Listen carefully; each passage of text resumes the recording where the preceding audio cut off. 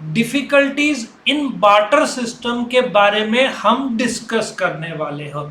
इस क्वेश्चन को आप दो भाग में बांटोगे। भाग नंबर 1 मीनिंग क्या होता है बार्टर सिस्टम का, और दूसरा बार्टर सिस्टम में डिफिकल्टीज क्या थे। ठीक है, नाउ बार्टर सिस्टम क्या है?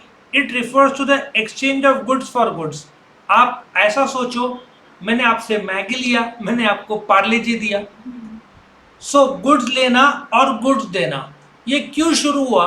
क्योंकि हजारों साल पहले कहा जाता है, यदि आप डीप जाओ तो पृथ्वी में इंसान आए 75,000 ईयर्स पहले। आपने सुना होगा द्वापर युग, है ना, अलग अलग प्रकार के युग जो है।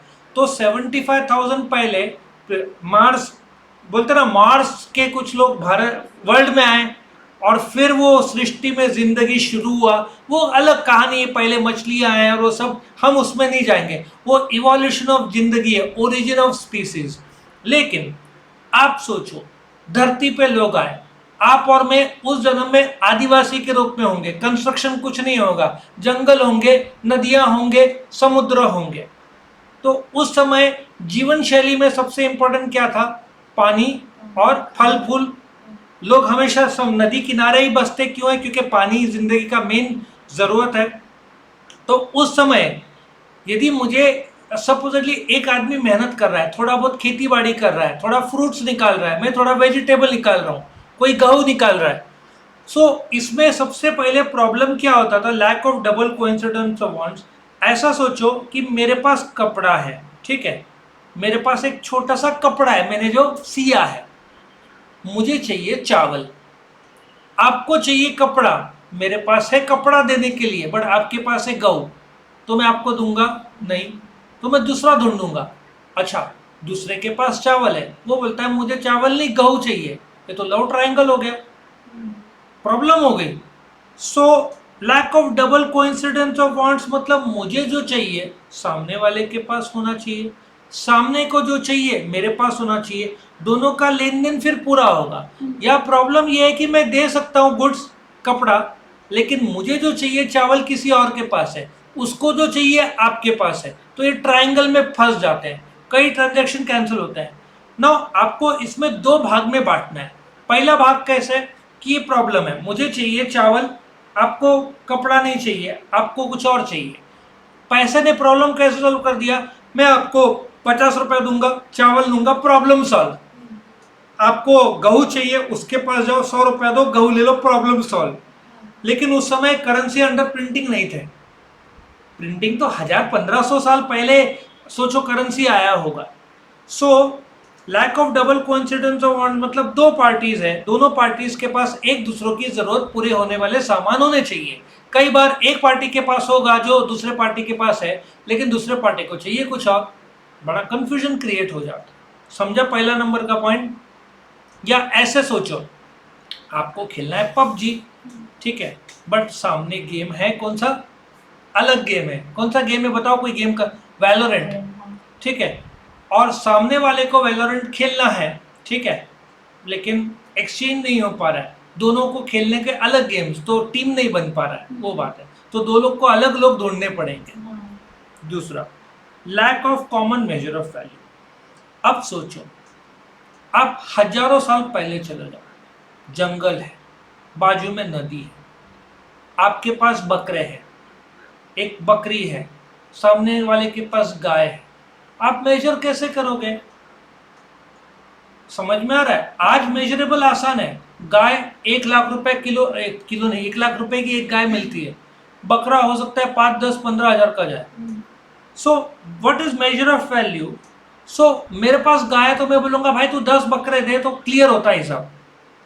लेकिन वो बोलेगा नहीं मैं 8 बकरे में दूंगा, तो इसमें गड़बड़ी हो रहा है। तो वैल्यू कैसे आखे? गाय का फिटनेस, अच्छा दूध देने की क्षमता पर भी गाय का कीमत तय होता है। सो आज के तारीख में ये प्रॉब्लम कैसे सॉल्व हुआ? मैं प्राइस टैग लगाऊंगा 1 लाख, जिसको चाहिए आकर 1 लाख रुपए दे, गाय लेके जाए। वो 8 बकरे का, हर एक बकरे का प्राइस टैग लगाएगा 10,000, 80,000, तो problem solve. So major of value मतलब ऐसा सोचो, यूनिट ऑफ अकाउंट नहीं था, क्योंकि इंडिया में हर एक यूनिट ऑफ अकाउंट क्या है? रुपीज है। आप दुबई में जाओगे तो डिरम्स है, अमेरिका में जाओगे तो डॉलर्स है, मलेशिया में जाओगे तो रिंगिट है, कुछ जगह पे यूरो है, कुछ जगह पे पाउंड है, कुछ जगह पे येन है। सो नाउ इंडिया की बात कर रहे हैं तो क्या होगा, रुपीस। हर चीज को तुम रुपीस में कीमत तय कर सकते हो, आया समझ में। So it was difficult. किसी के पास 2 लीटर चावल या दूध है और 2 किलो चावल, क्या कीमत सेम है? सिंपल सा लॉजिक। अभी भाई 2 लीटर दूध 160 रुपया, 2 किलो चावल 100 रुपया, प्रॉब्लम इज सॉल्व। 100 रुपये 160 ना, तो मुझे ऐसा नहीं मैं बोलूंगा 2 लीटर दूध दे ले और चावल दे, क्योंकि 160 और 100 किसी एक को नुकसान जरूर होगा। तो ये प्रॉब्लम ही सॉल्व हो गया। तीसरा, difficulty in storage of goods.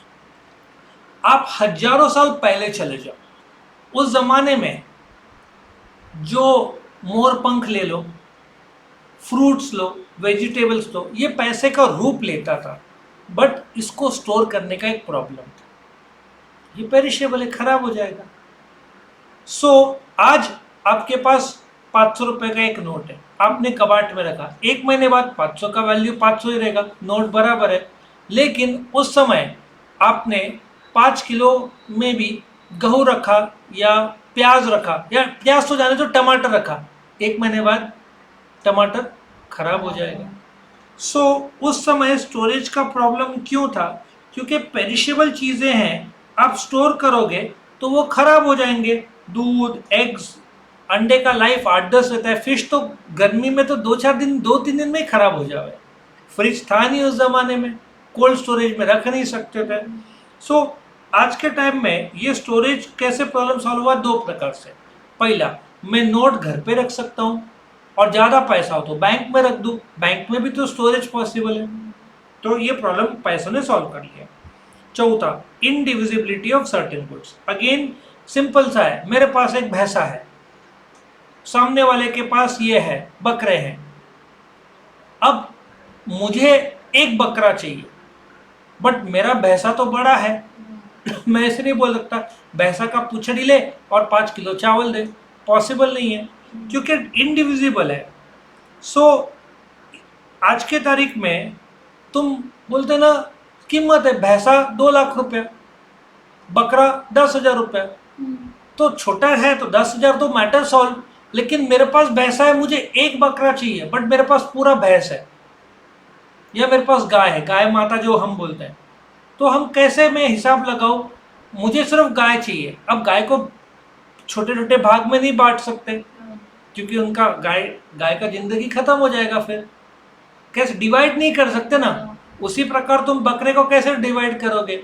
सो एक के पास बोलते ना, इसका एग्जांपल, एक वीट का एक पोता है, एक के पास एक बकरी है, तुम बांटोगे कैसे? आए समझ में? या तो फिर बकरी को मार के मटन के हिसाब से आधा बकरा दे दो, 2 पैर दे दो, लेकिन मारना पड़ेगा। और कुछ लोग बकरी के दूध से जिंदा रहते हैं, वो भी एक है, तो तुम बकरी को नहीं मारोगे, वो भी एक है। पांचवा बहुत इंटरेस्टिंग है, problem of making deferred payment. Again आप कितने साल पहले चले जाओ, हजारों साल। मैंने आपसे टमाटर लिया, मैं आपको टमाटर लौटाऊंगा उधारी में, बट प्रॉब्लम ये है, मैंने आपसे टमाटर लिया, स्टोर किया, कुछ इस्तेमाल किया, कुछ बचा, लौटाने जाने से पहले वो खराब हो गए, तो कैसे लौटाऊंगा? आप बोलोगे मुझे टमाटर ही चाहिए। आज के तारीख में सिंपल है, मैंने आपसे टमाटर लिया, आपको पैसा दिया, प्रॉब्लम ही सॉल्व। सो डेफर्ड पेमेंट क्या होता है? मैंने आज उधारी लिया कैश में, तो मैं कैश में लौटाऊंगा, प्रॉब्लम ही सॉल्व। 1,000 रुपये लिया, 1,000 रुपये लौटाया, बट उस समय पेरिशेबल चीज लिया, दूध लिया, तो मैं दूध लौटा कैसे लौटाऊं? दूध तो खराब हो जाता है। तो डेफर्ड पेमेंट का प्रॉब्लम था। रीपेमेंट ऑफ लोन डिफिकल्ट था, क्योंकि कमोडिटीज जो है आप कमोडिटीज में ही वापस करते थे और कुछ कमोडिटीज खराब हो जाते थे। आज वो प्रॉब्लम नहीं है, आप कोई भी वस्तु लेने के बजाय उसका रुपीज में तय होता है, रुपीज का लोन लो, रुपीज का लोन लौटाओ, मैटर सॉल्व। तो आपको हर एक पॉइंट में 2 भाग लिखने हैं, बार्टर सिस्टम में क्या प्रॉब्लम थे और पैसे ने वो कैसे सॉल्व कर दिए, तो आपको फुल मार्क्स मिल जाएंगे। ये 4 मार्क का क्वेश्चन आएगा। आप चाहो तो ये बार्टर सिस्टम, उन लोगों ने इसको 8 मार्क का किया, 8 मार्क का तो ऐसे नहीं करेंगे। आप मनी का डेफिनेशन भी बोल सकते हो कि जो भी लोग एक्सेप्ट करते हैं, ठीक है, जो एक्सचेंज के रूप में यूज होता है, जिसकी कीमत तय कर सकते हैं और स्टोर कर सकते हैं, वो पैसा है। मीनिंग ऑफ मनी पूछा तो ये डेफिनेशन लिख देना, और साथ में आप डिफिकल्टीज के ये 5 पॉइंट लिखना, आपको फुल मार्क्स मिल जाएंगे। लेकिन एक केयर लेना कि आप हर एक पॉइंट में ये एग्जाम्पल जरूर लिखोगे, बी हैज राइस क्लॉथ ऐसा, और एग्जाम्पल हमेशा पॉइंट के एंड में लिखने का, तो वो क्लियर दिखता है। बीच में लिखोगे तो दिखेगा नहीं, टीचर को चेकिंग के टाइम दिखना चाहिए। आया समझ में? तो वीडियो पसंद आए तो लाइक करना, फ्रेंड्स के साथ शेयर करना और चैनल को सब्सक्राइब करना। और एक और बात, जो मीनिंग ऑफ मनी है, फंक्शंस ऑफ मनी है, क्वालिटीज ऑफ मनी है, सबके अलग से वीडियोस बनाए हैं। फुल चैप्टर का रिवीजन का अलग से, एक्सप्लेनेशन का एक वीडियो है, इंपॉर्टेंट क्वेश्चन का, एक्सरसाइज का, तो प्लेलिस्ट में जाकर आप देख लो तो आपको आसानी से मिल जाएगा। Thank you.